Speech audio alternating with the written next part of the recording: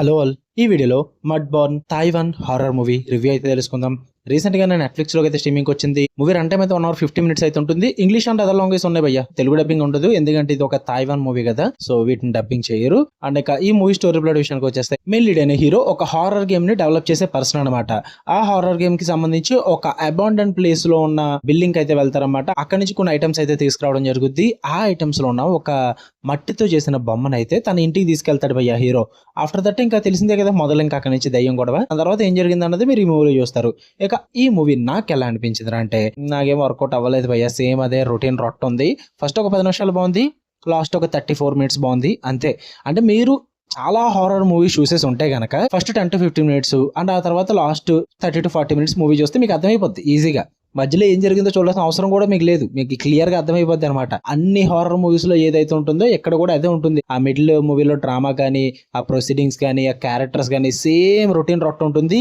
ఏంట్రా మారుద్ది అంటే, ఈసారి నార్మల్ బొమ్మల్లో దయ్యం కాకుండా క్లే బొమ్మలో దయ్యం ఉంటుంది అనమాట. అదే మట్టి బొమ్మలో దయ్యం ఉంటుంది.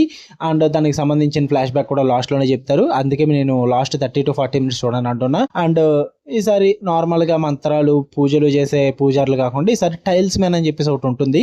అది చాలా సిరీస్లు చూసిన వాళ్ళకి అర్థమవుద్ది అనమాట. నాకైతే ఒక ఐడియా ఉంది, చాలా హారర్ మూవీ చూసాను కాబట్టి. ఆ టైల్స్ మ్యాన్ అన్నదాన్ని ఒక దాన్ని కొత్తగా ప్రెజెంట్ చేస్తారు అంతే. ఉన్నదంతా కూడా చాలా casual and regular horror movies లో ఏదైతే చూస్తారో అది ఉంటుంది. అండ్ ఈవెన్ జంప్ స్కేర్స్ పరంగా కూడా రొటీన్ గానే ఉంటాయి, కొత్తగా అయితే ఏమీ లేవు.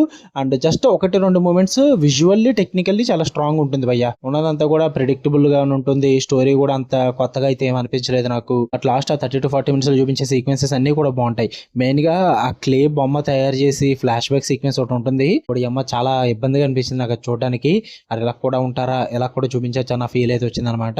సో అందుకే భయ్య, మీరు ఇంకేస్ చూద్దామో సరదాగా ఒక హారర్ మూవీ, చాలా రోజులు అయిపోయింది కొత్త కాన్సెప్ట్స్ చూసి అనుకుంటే కనుక ఫస్ట్ 15 నిమిషాలు చూడండి. దాని తర్వాత లాస్ట్ ఒక 30 to 40 minutes చూసండి, మీకు అర్థమైపోద్ది. ఓకే, మధ్యలో అంతా కూడా డ్రామా చాలా ప్రిడిక్టబుల్ అండ్ రెగ్యులర్ గా రొటీన్ గానే ఉంటుంది. సో చూద్దాం అనుకుంటే ట్రై చేయండి. నెట్ఫ్లిక్స్ లో ఉంది, ఫ్యామిలీతో చూడొచ్చు, ప్రాబ్లం ఏం లేదు. But violence and blood bath పరంగా కొంచెం హెవీ ఉంటుంది, పర్లేదు అనుకుంటే చూసండి. ఓకే, మీకు అన్న వీడియో నచ్చితే లైక్ చేయండి, షేర్ చేయండి, ఛానల్ కూడా ఖచ్చితంగా సబ్స్క్రైబ్ చేసుకోండి. మరిన్ని interesting movies reviews and suggestions కూడా వస్తుంటాయి. ఓకే, మర్చిపోకండి. Love you all, by.